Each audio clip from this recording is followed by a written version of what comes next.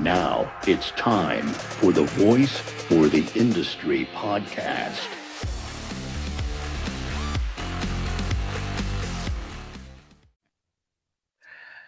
Well, hey, Carissa, this is a really good episode. They're all good episodes, of course, but this is a really good episode with our contact center partner, Zima. I'll tell you, once we teamed up with them and we've got the ability to provide a multi-channel option for our customers, voice, text, email, web chat all together, bots, which is everybody's excited about. It's really been an amazing opportunity for us to bring service to a lot of new customers. And a lot of smaller companies are actually really interested in multi-channel, even though it's historically like for big companies. Yeah, we work with a lot of our partners all the time, and hearing them just have the floor and give their input and talk about AI and the future, it's a really good conversation. Yeah. So everybody, I think you're going to love it just as much as we did. Enjoy. See you next time. Hello, everybody, and welcome to the Voice for the Industry podcast. So excited today. Have a couple of partners with us representing Zima. We have Natasha and John. How you guys doing today? Doing good. Good. You have to talk on a podcast. That kind of makes it. Oh, that's what we do here. Oh, okay, I'm on board. All right. We got it auditorially. Yes. Okay. Here we go. All right. So I got a couple bios. I'm gonna ladies first, but we have Natasha, so I'm gonna read her bio first. Natasha Sohn, SOHN, is a partner relationship manager with 5 years of experience in telecom and contact center space. She works closely with partners and customers to drive cloud communication strategies that improve operations and customer experience. She's especially interested in how AI can streamline business processes and free teams up to focus on high-value, human-centered work. Natasha earned her bachelor's degree from the Edward R. Murrow College of Communication, that's a lot to say, at Washington State University in 2018.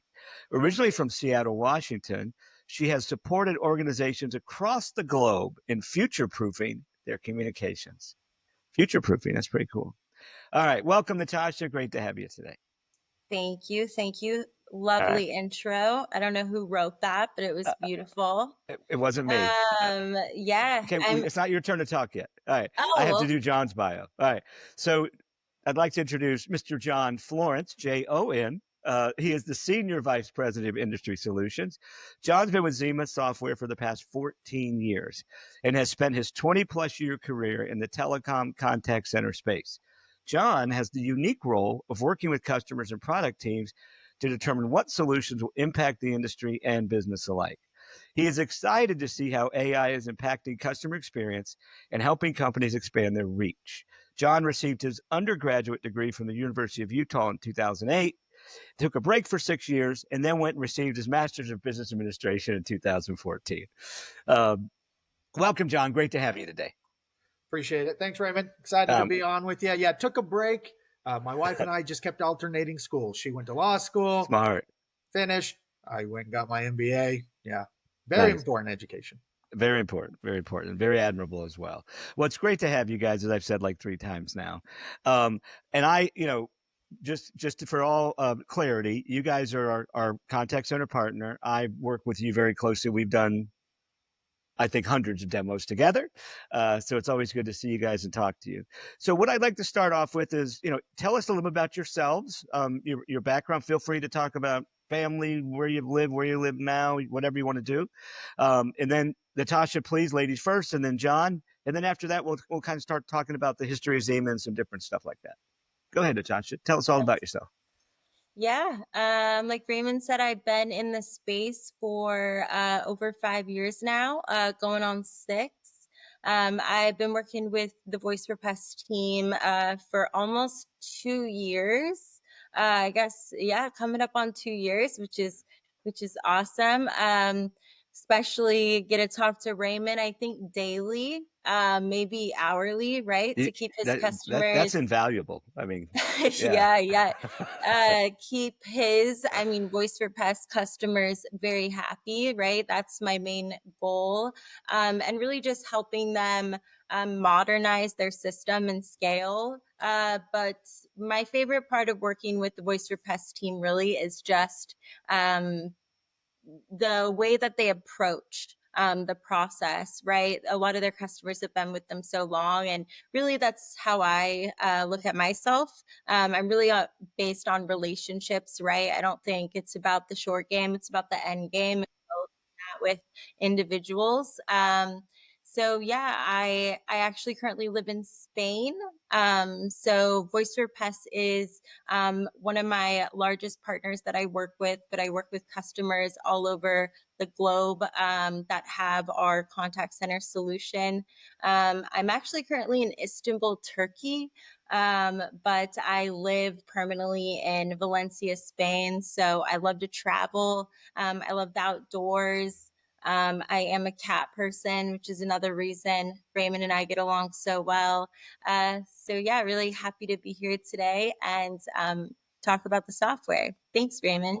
You're welcome. Now everybody hates you because you're globetrotting and talking about going all over Europe, which is Yeah, a very envious thing. it's a That's hard wonderful. life. It's a tough life. All right, Mr. John, what would you like to say? Tell us about yourself.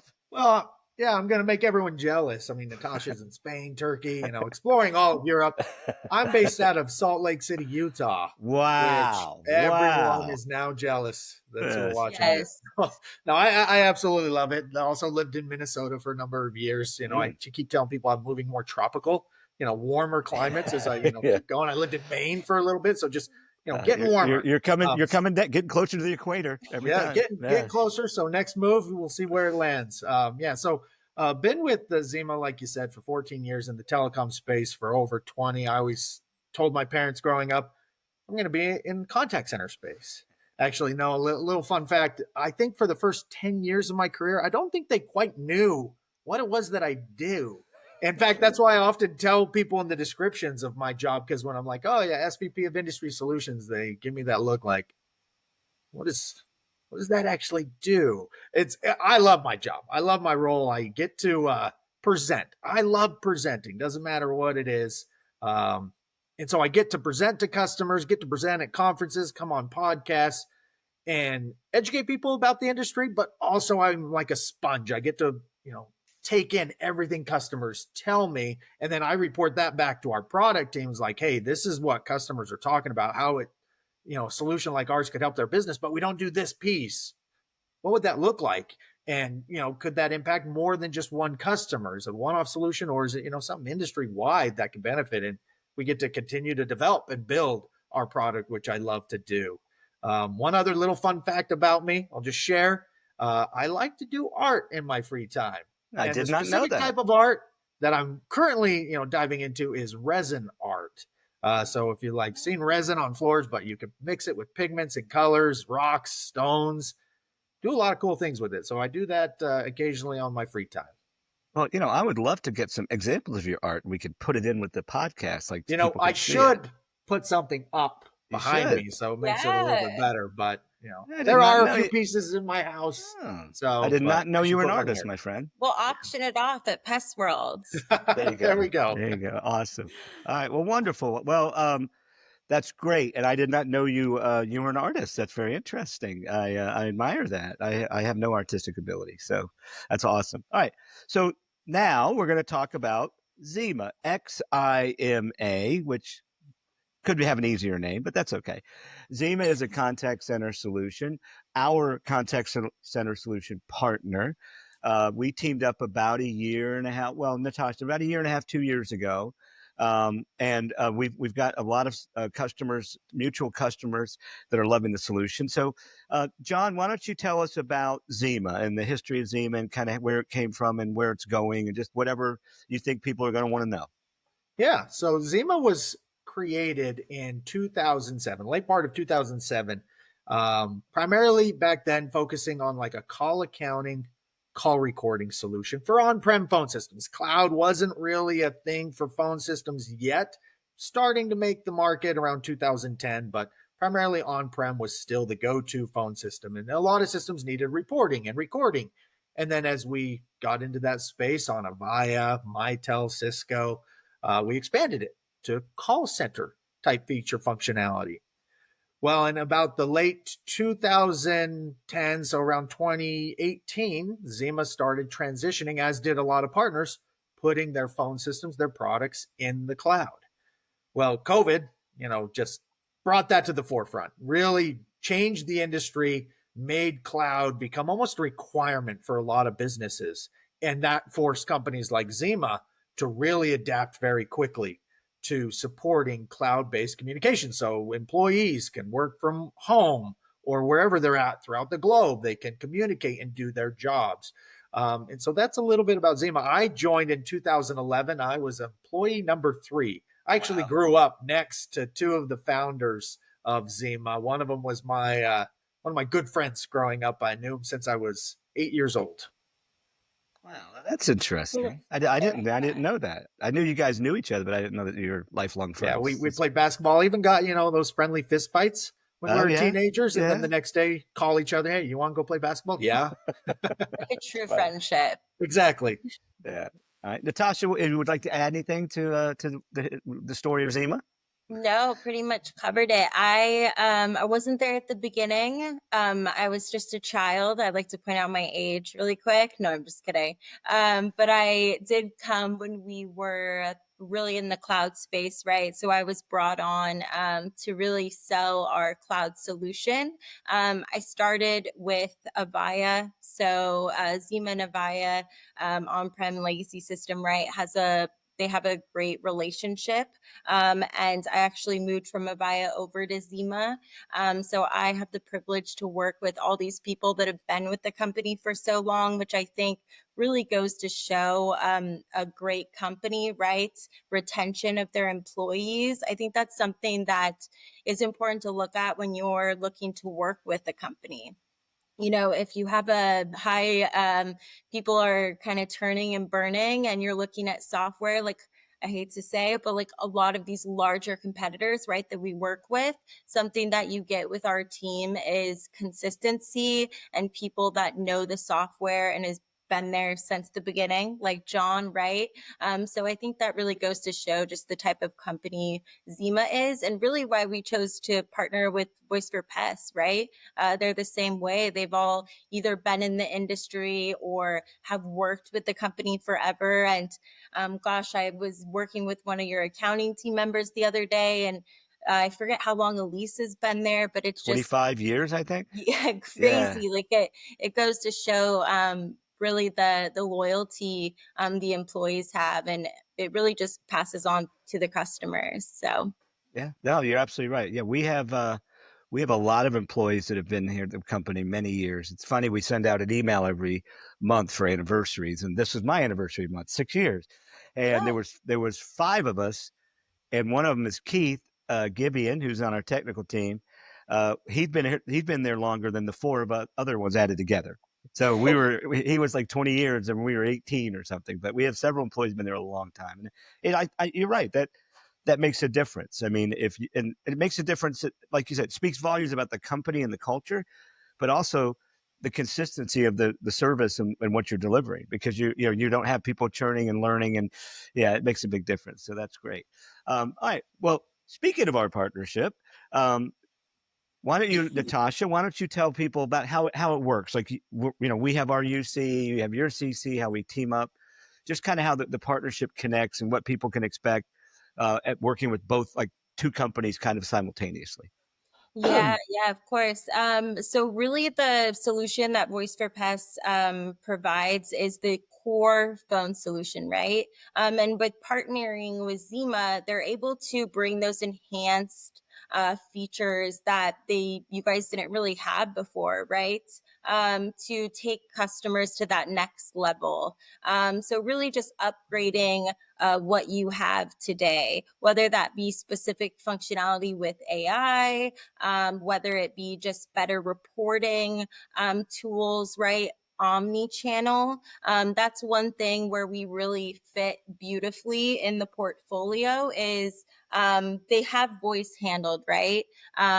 They provide the core phone system. But what Zima does is we bring all the channels. So you have email, SMS, web chat, and voice all into one interface. And something that Voice for Pests brings is their integrations, right, with PestPack, field routes. So we create that all-in-one solution for their customers. And Zima is just a part of the puzzle, right? Without the core phone system, you don't have the contact center. So really, they just go hand in hand beautifully, and it makes for a great solution where customers can grow, right? I'm going to steal this from John. Sorry, but he always says crawl, walk, then run. It's really true. We like to scale with customers, right? Not everybody's going to start at the same place. So that's something that we're able to cater to, and we're flexible with like mixing and matching of licenses and things of that sort. So it's really just a great all-in-one solution that you're able to build off of as you grow as a company. Fantastic. John, anything you want to add to that wonderful description? No, the only thing I'll add to it is, if someone's watching this and it's like, oh, two different companies, is that unusual? It is not, actually. If you start looking at a lot of the different cloud providers out there in the market, it is very common. I would say it's more common that you'll have one that is a UC provider and another one that is a contact center provider. Now, there's still a single point of contact, like Voice for Pest is the single point of contact for those customers. And then I like to always think of it as we're just extensions to your team. We're the contact center specialists. That's why oftentimes Natasha and I, when we're on demos, we're not going into like, here's Zima. It's no. We're the contact center specialist. That's our role. And so we all work together as one. Yeah. I mean, Natasha is set up in our system. She's on our teams. Yep. She's got an email. So that's kind of how we roll is, Can't hide. you can't hide, even though you try. So just to be, I mean, that's a very good point, John, it is two companies, but it's the way I look at it, it's really like two different departments of the same company, right?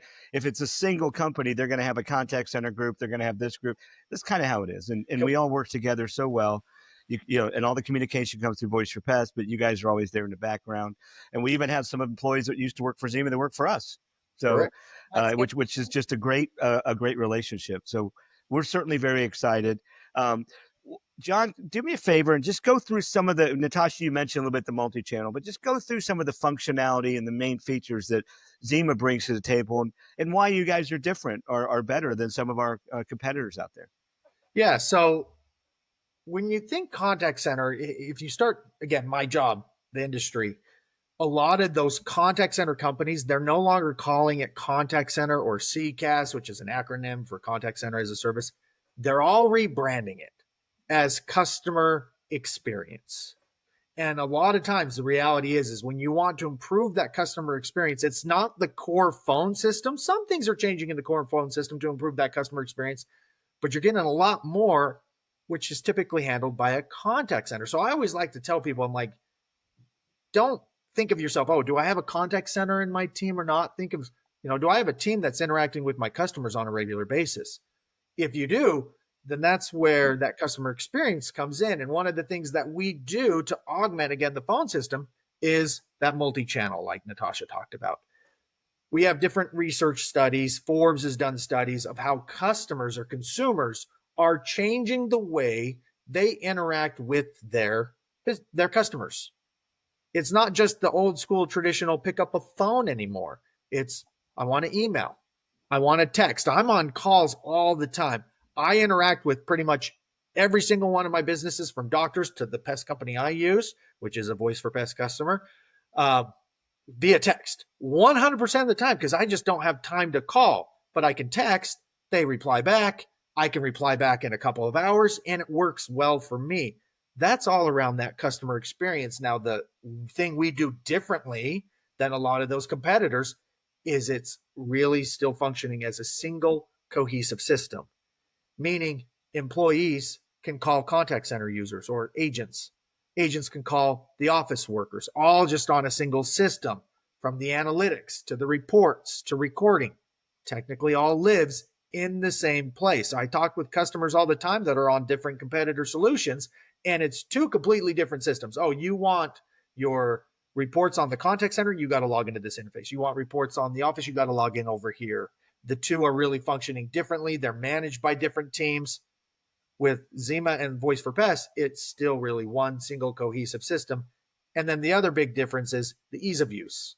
We spend a great deal in time when we build our product, new features, enhancements, making it intuitive, very user friendly. Because again, a lot of the customers, they don't consider themselves traditional contact centers like you think with like American Express, where there's thousands and thousands of people that log in at any desk and they just log in and boom, start taking calls.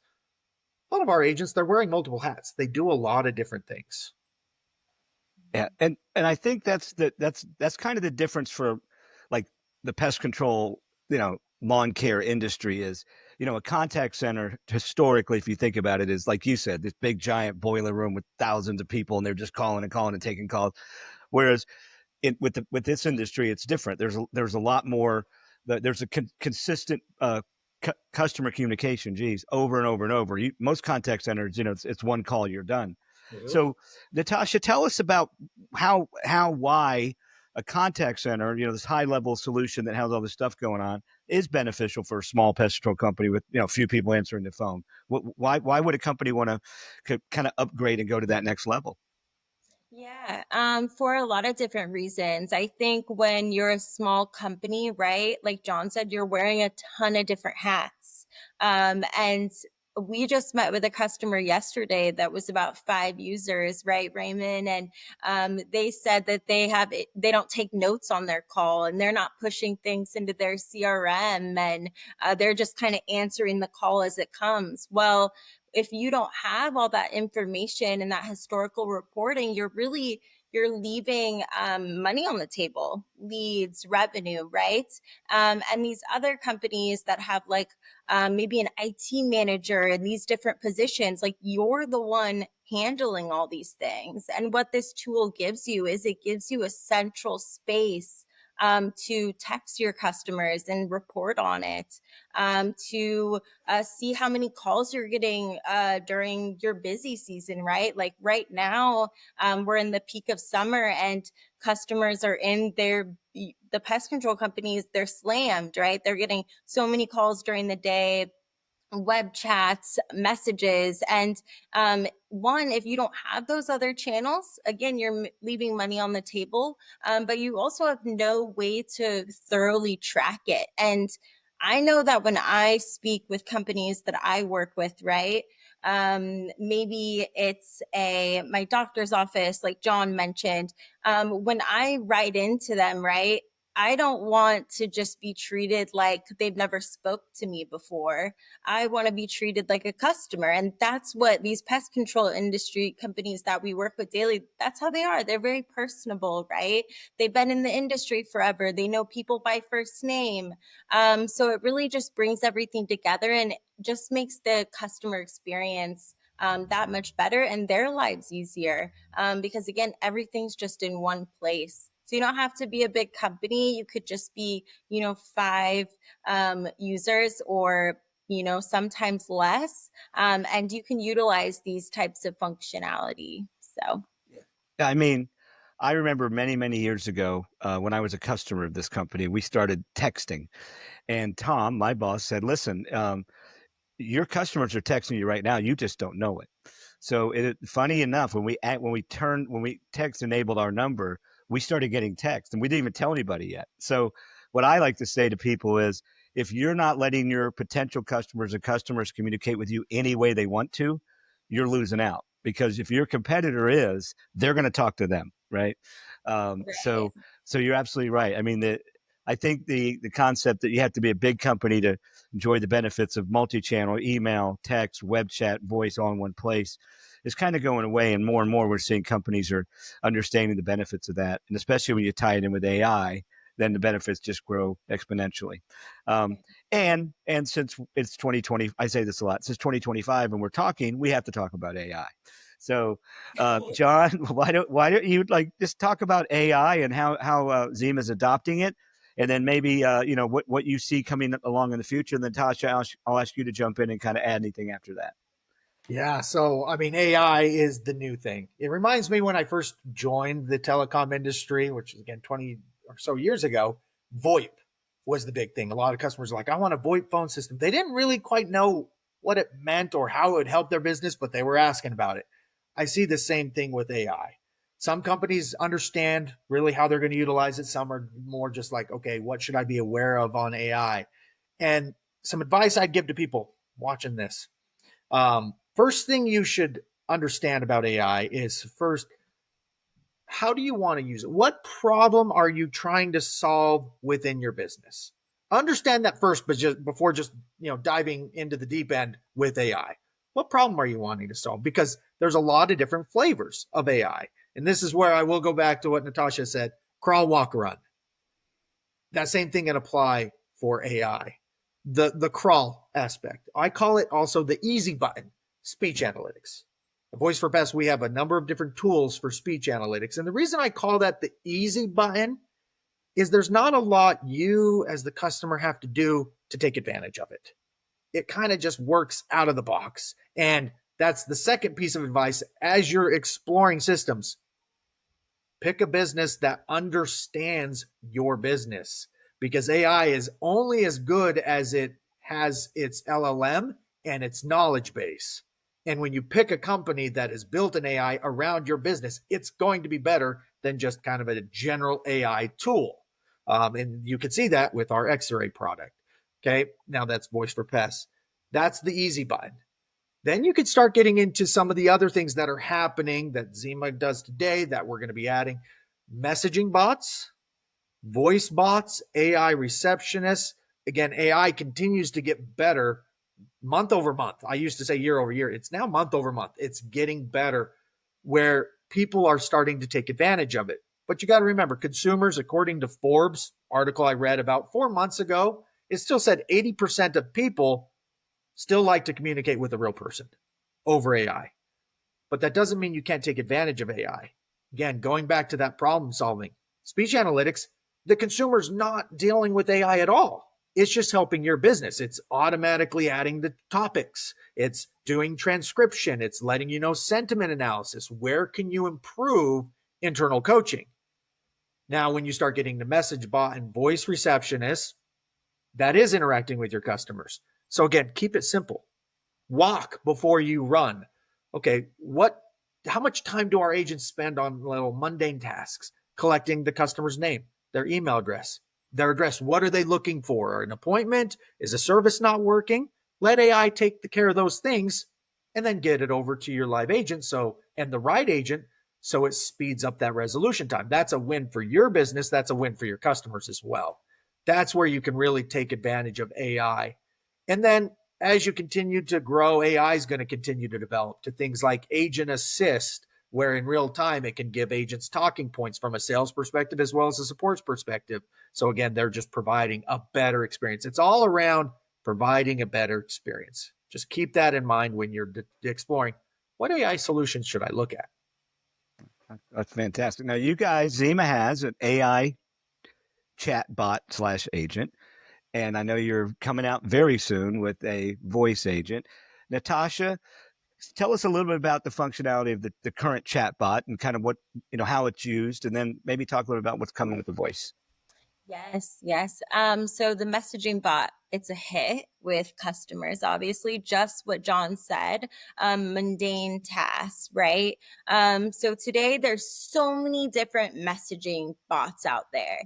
But the whole point with our messaging bot is you have to keep in mind, if you have a phone system, right? If you're a current Voice for Pest customer and you're looking at third-party bots, what people don't realize is if it's not integrated with the phone system, it's going to act as two different solutions, right? And what we want to get away from as consumers or as business owners, right, is having all these different applications that we're managing.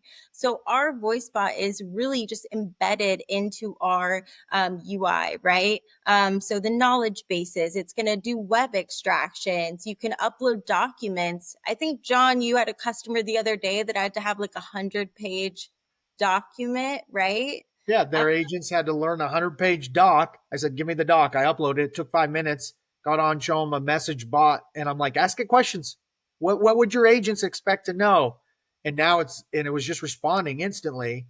And instead of answering those general questions taking up your agent's time, let AI do that. And then it's like, oh, okay, I actually want a quote about this plan, whatever the case may be. Okay, then get that over to the live person so they can really sell that solution.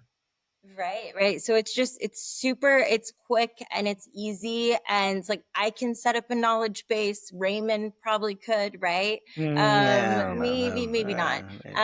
But it's just very intuitive, right? And that goes back to what John said earlier, just user friendly. A lot of people think AI is overwhelming, or maybe it's just going to do everything for you, right? What I like to say is, I'm one of the people that wants to talk to a human, right? If I book a flight with an airline, right? Because I'm over here traveling the world. And I go on the chat bot and I ask it a question and it gives me like 3 options. And I'm like, none of these relate to what I'm asking you. I'm just frustrated at that point. Now I'm annoyed and I also want to talk to a person. So now I'm being connected to an agent and I might not have the best attitude for them because I just had to battle a bot for 2 minutes, right? With our bot, you can even set up phrases. Like if somebody says human, it'll automatically transfer them to a human, right? So what we want to do is we want to save your agents time, your human agents that you're paying, right? We want to make them more efficient. Deal with customers that are existing customers that have real issues, right? Not something that if they just looked on your website for a few more minutes, they could figure it out. So really the bot is just there to make your agents more efficient. And you can also report on these bots. So we tie an extension to them, right? So when it is transferred over to a human agent, you have that record of everything that the bot talked about with the customer. It also does things like automatic language processing, right? We have a lot of Spanish speaking communities across the US. This has been a common question with customers. It'll automatically write back in Spanish, right, to that customer. I like to say it's not a translating app, right? So you would see it come through in Spanish. But again, it just has those capabilities that it would take agents a lot of time, right? And it's more so wasting their time than, driving more revenue, improving the customer experience. So, and you touched on it. Like for me, I'm fine with a bot as long as I can very easily get away from it and go talk to somebody. And to your point, I literally am screaming in the phone, human being, representative, you human being. And it's so frustrating. Like you said, by the time that poor person gets on the phone, you're like, not a nice person to talk to, right? So, and that's where again the sentiment analysis can come in. It's like, okay, the call started out hot. How did your agent handle that? Right. Oh gosh, they turned that experience around. Again, what research will show is again, your most likely chance of losing a customer is based off of a bad experience. Absolutely. Yeah. And just think of your business. Like if you could isolate why are customers having that bad experience and limit that, what would that mean for your business? Or if again, if it's an agent behavior, it's an agent problem, or is it the tools of the AI? That's where all encompassing systems and not, independent pieces is so important. All right. Well, no, that's all. You guys are spot on. And I think that what I always tell people is like, think of what your experience as a consumer, right? And then maybe that's the way you want to, try to treat your customers in a way that you would want to be treated. Right. And to your point earlier, Natasha, a lot of people are very concerned about AI replacing everybody. Well, we know that 60 to 70% of all customer calls coming into pest and lawn companies are scheduling and billing. So why not let that bot handle some of that stuff and make it easier for you? Well, this has been great. So I'm going to ask you guys, give each of you an opportunity to talk about anything you want to talk about. It doesn't have to be about Zima. It doesn't have to be about phone systems. It can be. So we have on this show, we have a guest topic. So Natasha, I'll let you go first. Is there anything you'd like to talk about? Or would you rather John go first so you have time to think? I need time to think. John, okay, John, you're on the spot. Oh, goodness. A guest topic. I'll just ask the group here. AI's at the forefront. What do you think will be next? What will be 5 years from now? What will customer experience or contact centers or phone systems look like in your opinion? That's a very good question. And I had a conversation with somebody, I think it was yesterday, the day before, and Natasha, I think you were on that meeting, but they asked, so one of the things us together allow our customers to do is direct like lead calls to agents, and then you can classify those agents as, better. Like Natasha's the best one, so I want to send her every call. She has the higher closing percentage. They said, well, can you guys automate that where the system is analyzing the closing percentage of each agent and then automatically reassigning that? So if Natasha was the best one last week, but now John is better, the phone system automatically knows John is better and starts sending him the calls. I kind of see those kind of things happening. I don't see it as no more human beings, but I see that it's just going to continue to automate and make things faster and better and get to the point where human beings are spending their time doing things that have a direct positive impact on the customer and the company and not all this other stuff. That's kind of my answer. Yeah, no, I agree. And I see from a phone system or contact center perspective, again, my background is interesting. I was an engineer, then got into sales, then sales engineering, now my current role. What I see happening is the phone systems in the contact center, almost the interface getting very plain, very basic. Like right now, when you get in there, you'll have all these queue settings, or you'll have all these different settings that you can configure. I see AI also taking over a lot of the settings, just like our chatbot. Like we don't have a lot of settings in there. You just instruct what you want the chatbot to do. I think you're going to see a lot of that in the phone system. To your point, Raymond, routing to the right agent, it won't be settings. It'll just be instructions, kind of like how you use ChatGPT, but incorporating into a lot of different software elements. So I think which I think will make a better experience. It'll make onboarding employees a lot faster as well. So again, there's a lot of benefits to it. I also, I know it's your turn, Natasha. I'll let you talk a second. I also see, what I see is like an agent talking to a person and not doing anything, and AI doing everything. It's going to listen to the call, the conversation. It's going to go into the CRM. It's going to do, it's going to create the ticket. It's going to do all that while the human being is interacting with the customer, and they're not going to have to do any data entry. They're not going to be typing in the CRM. I kind of see that coming. Someone. What's that? I said that reminds me of somebody. I'm just kidding. All right. So go ahead. What's your answer to John's question, Natasha? Gosh. I liked where John was going with like the GPT, right, of like the telecom contact center space.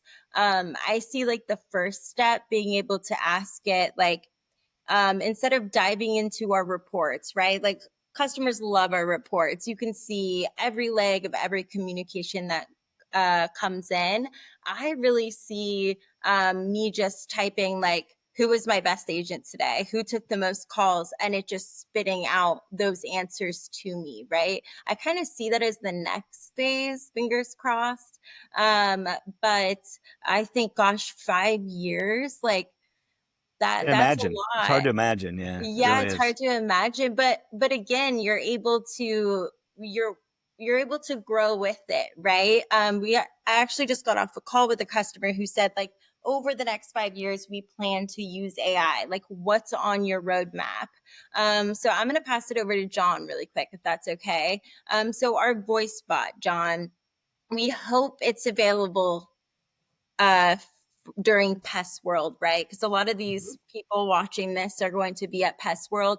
Talk a little bit about how it's going to help them, right? Like I know they have a lot of companies that they actually outsource that handle calls during like after hours or lunchtime. So how will the voice bot help with those types of situations? Yeah. Did you just become the moderator? I'm just checking. I did. Okay. All right. That's fine.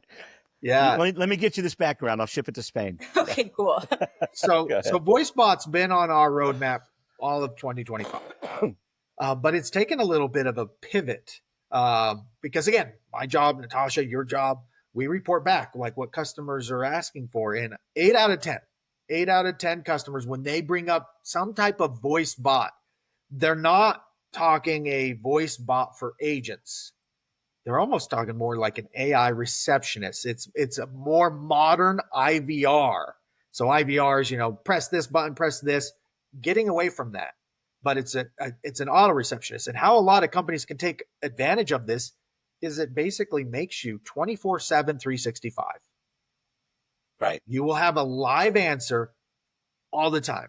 And then again, you can easily give your AI agent instructions based off the hours out of the day. But again, making it a very comfortable customer experience. So, for example, one of the things we're doing, let's say it calls, it's like, hey, thanks for calling Voice for Pest. How can I help you today?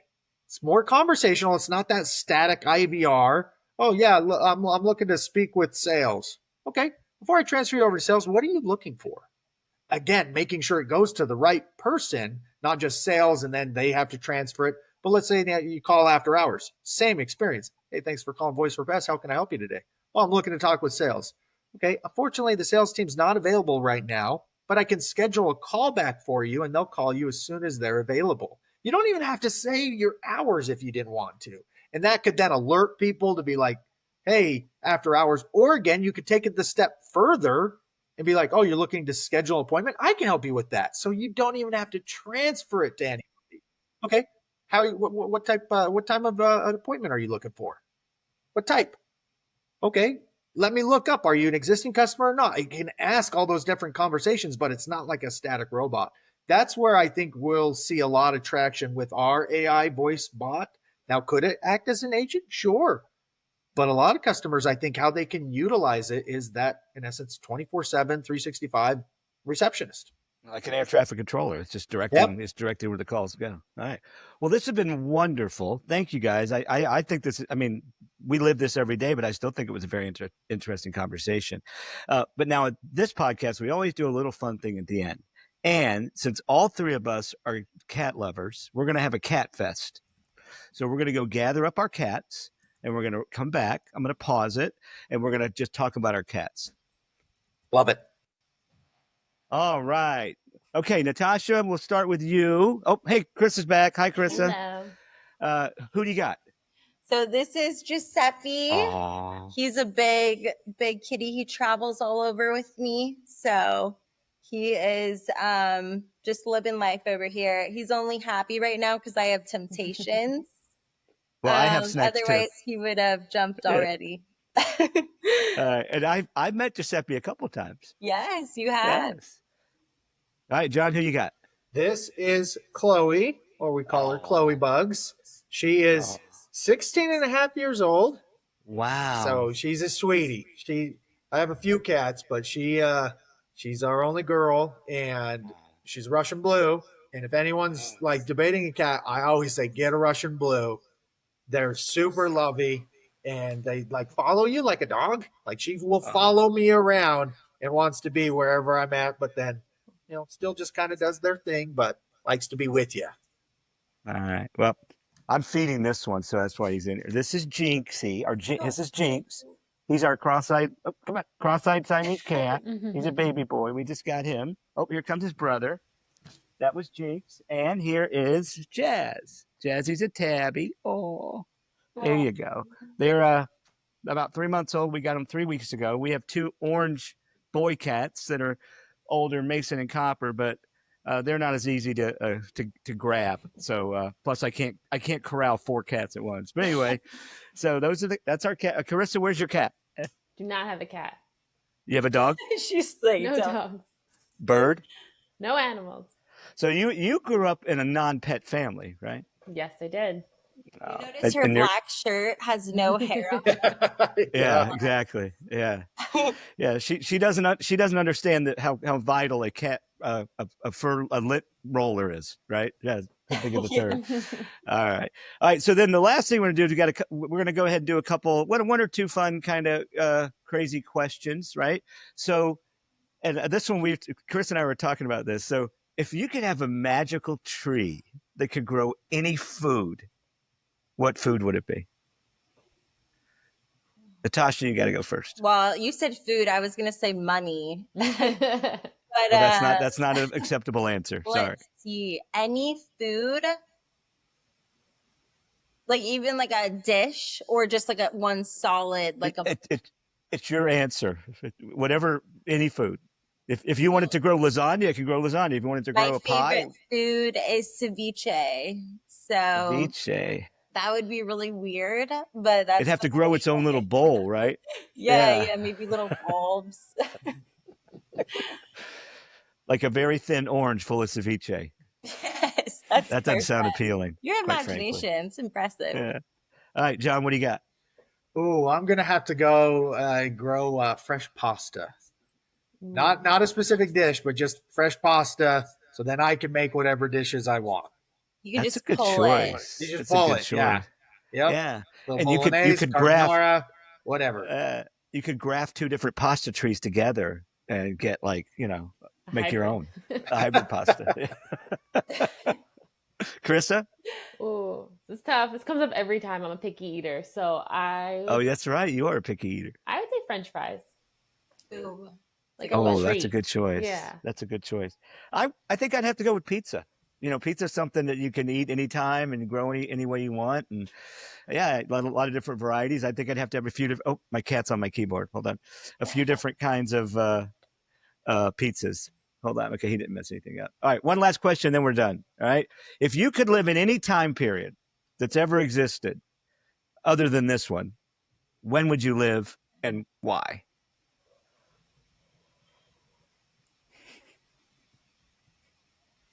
I'd like to be like either Woodstock or like maybe the 80s as to experience the fashion and the music.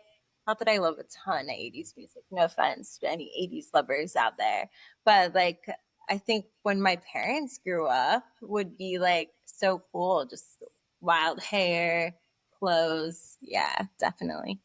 Well, I lived through the 80s, so You as well. yeah. It's pretty interesting. I actually graduated high school in the early 80s, so we won't talk about that. All right, but the 80s. All right, John, what do you got? Oh gosh, so many good answers. I'll just throw an oddball out there. During the Jurassic period, see dinosaurs live, and then be able to come back. That's another. I was gonna say then get eaten by a dinosaur. Not get eaten. Yeah. Again, a lot of time periods I always go to like, oh, but it's violent or something. I could die. Okay, so that's a caveat. I live, and I get to come back, and then report back like how accurate were we on what they looked like, how they sounded.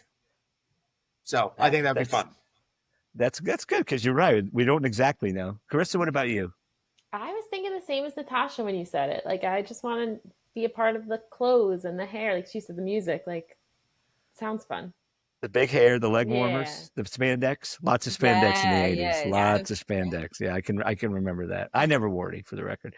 Well, I like running water, indoor plumbing. I don't really like electricity, so I don't want to go too far back. But I don't know if I could do what John does and go and come back. It would probably be like medieval times, just to see it and experience it. Not when it was really dirty and nobody took a bath, but like a little later when they were painting and artwork. What would be your job? My job in the medieval, that's a good question. Something that doesn't require too much effort, that's for sure. Maybe like working in the castle, helping the king out, but not too close because you don't want to make the king mad. Then he cuts your head off. So working in the castle. We always think of that when we think time travel. It's like, oh, what are the different ways I could get killed? Right. So in the castle, but good job, but like 3 levels away from the king. So he doesn't know who I am and he won't kill me. Right. Chris and I are women, so we're like, we can't go really far back. Yeah. That's true. This guy right here, though. All right. Well, guys, thank you. I think this has been great. It's been a fantastic podcast. I always tell everybody this was the best one. No, but it was really, really good. And I want to say thank you. Everybody out there, great people, great company. We'd love to help you and get to know Natasha and John. All right, guys, thanks again. We're going to say goodbye. Thank you for joining us. See you next time.